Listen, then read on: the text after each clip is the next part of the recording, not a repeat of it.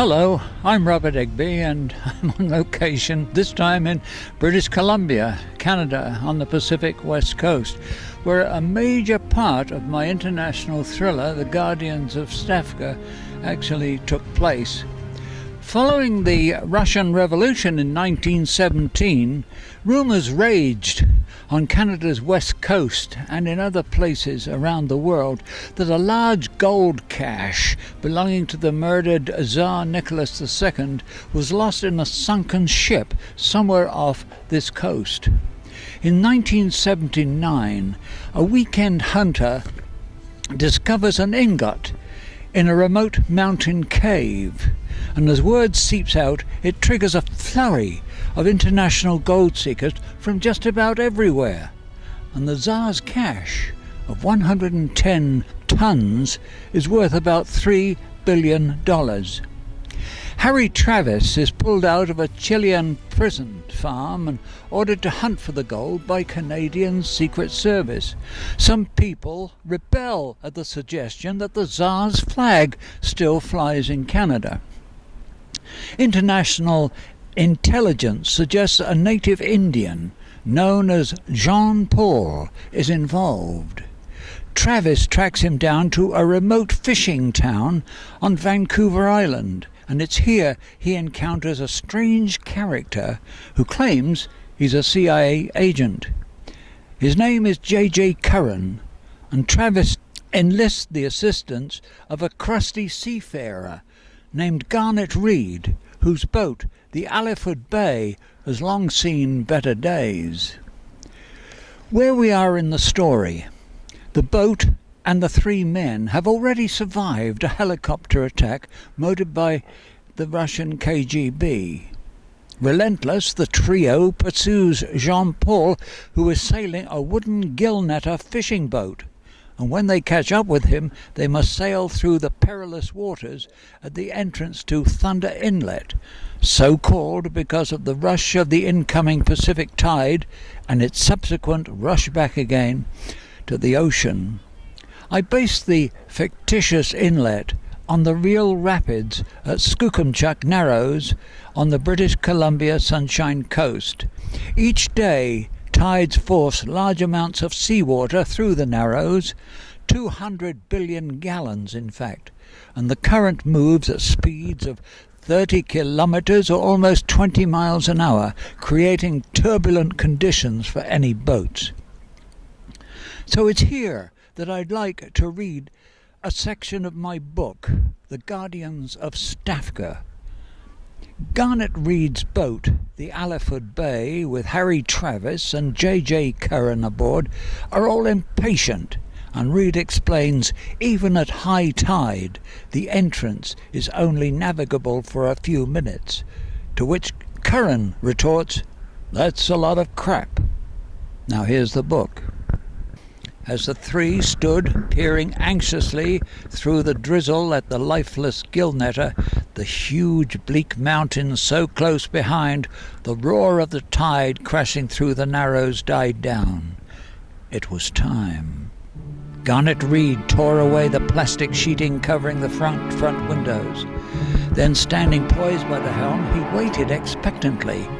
"Come on, mister, she's slack. You can go through now." The gill-netter failed to move. Garnet Reed stared through the binoculars. "If I didn't know better, I would swear the gill-netter's deserted. There's no one on board." "That's ridiculous." Travis took the binoculars and stared at the old converted fishing boat. Reed was right. The boat was motionless, and there was not a sign of life. "For Christ's sake, what's he playing at?" The neck of water leading into the inlet, which a few minutes before had been a seething, violent waterway, was now a quiet channel, completely calm. As the three strained to watch, there was hardly a ripple. "Come on, man, move it!" growled Reed, his eyes widening with sudden concern. Pensively, he rubbed his weathered face with a large hand. If the older man had any doubts, he was not sharing them yet. 4 minutes. Travis looked up from his watch. "I make it 4 minutes gone." Reed nodded. "The water will start coming back in another 60 seconds. "What speed?" asked Travis. "It builds up to 12, 14 knots," said Reed. "Once it started coming out, we don't stand a chance in hell of it getting through." Staring first at Travis, then at Curran, he added, "Perhaps that's why the wily John Paul is planning, leaving it to the last moment, knowing we can't follow him in." Turning back to look at the channel, he cried, "Too late. She's turning now." Curran snarled a volley of curses. Angrily he pounded his fist on the table and swore viciously. "She's moving! The gillnetter's moving!" cried Garnet Reed. The Alfred Bay lurched forward as Travis and Curran stood at Reed's side, watching the spectacle of the white gillnetter entering the Thunder Inlet Narrows.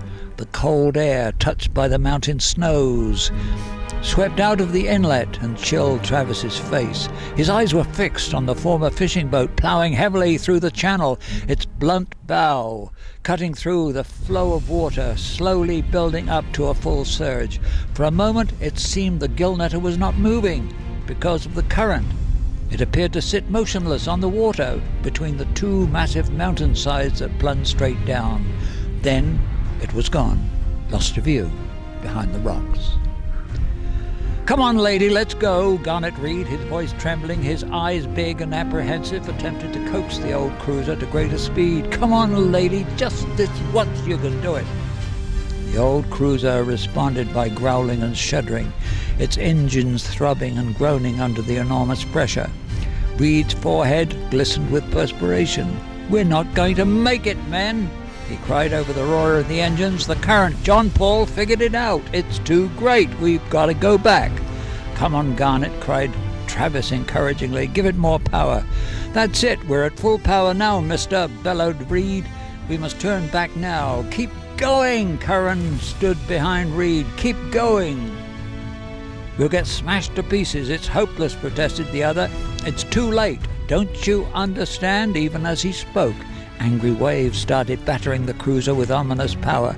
Travis was thrown backwards. A table broke its fall. "Hold fast, men," cried Reed despairingly. "We're going out. We can't fight it."